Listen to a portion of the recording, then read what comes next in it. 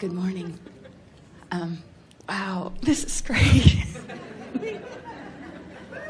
Thank you. Thank you so much. I appreciate being here so much. And I think, Abraham, you just answered my question in that earlier.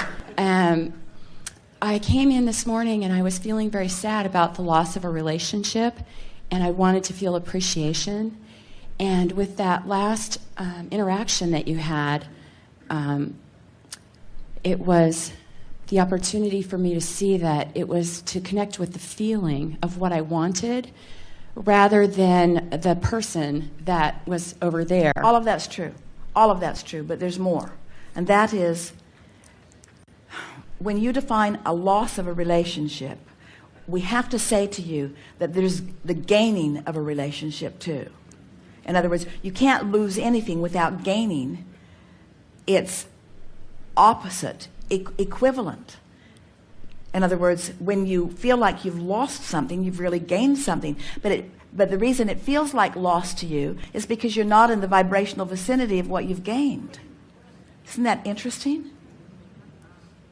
You have to be in. So there comes a time, and you're approaching it already, where you revel in your willingness to experience that loss, because in that loss there is the creation of a gain that when you rendezvous with it will be better than anything that you thought you had before you lost what you thought you lost.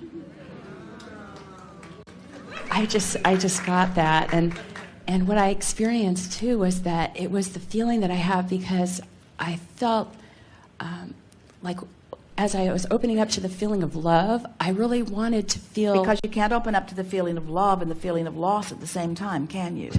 You made a different choice and then found what you thought you'd lost times about 1,000,000.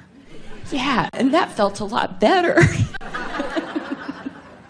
And so I really got, like, what I wanted was to really love someone, like that feeling of what you loving. really want is vibrational alignment with who you really are, which is love.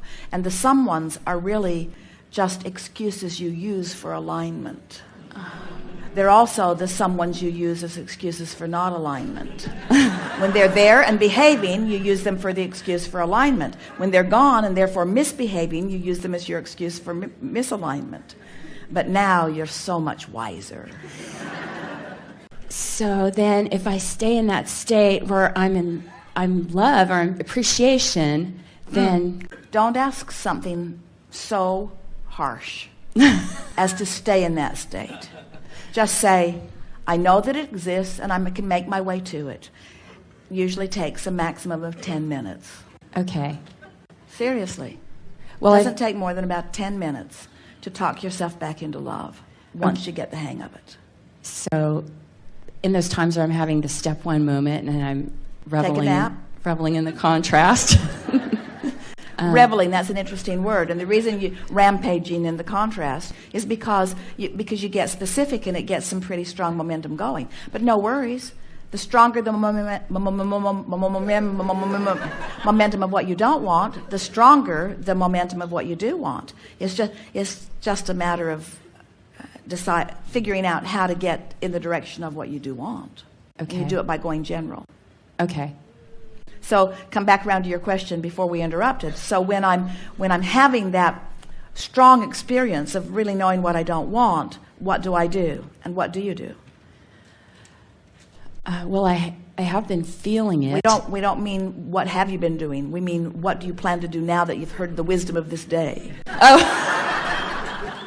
What do you do? What do you do when you feel strong negative emotion? What do you do? What is the resolution to that? I reach for something that feels better to try to feel some relief. And what is the overall explanation of that action? What is it?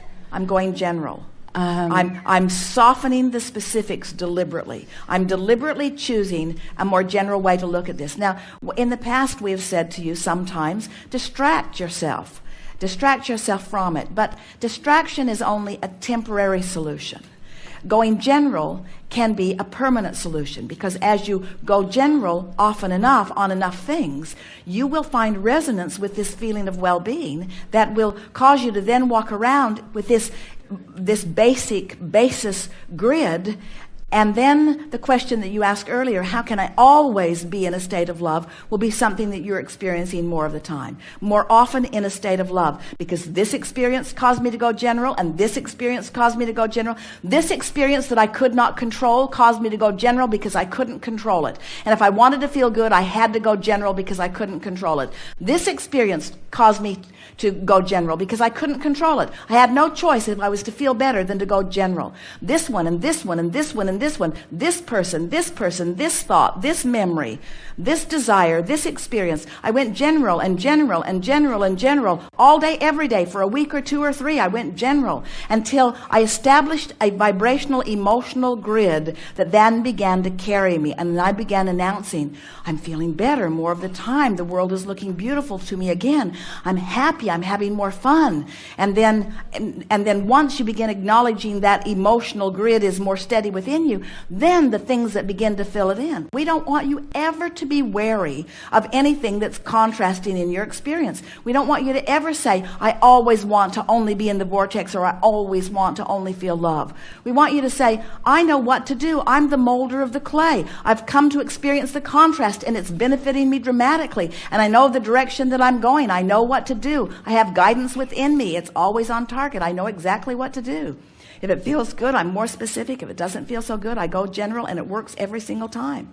And as you begin saying that and meaning that and knowing that, then you don't say, I always want to be in a state of love. You say, I really like some of the hateful things that happen to me that make me experience the value of love. And with these things that I don't like, I parlay what I do want into more heights, what I do like into more heights. And because I'm so clear of who I am and how I'm supposed to feel, I'm able to find conscious, deliberate resonance with that frequently, so that my life just keeps getting better and better. That's what you all said. That's why you all came. You didn't say, we'll go forth, feather our nest, we'll just go forth into a happy little environment and just observe it.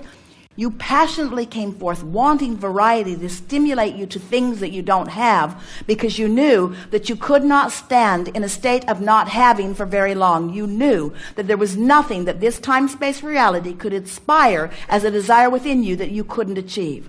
And once you consciously get that and start moving toward it, that feeling of invincibility and that feeling of worthiness will become so powerfully. That's really what you're looking for. What you really want is that conscious awareness that no matter what, you can figure it out. And you know what? No matter what, you can figure it out. Good time for a segment of reflection.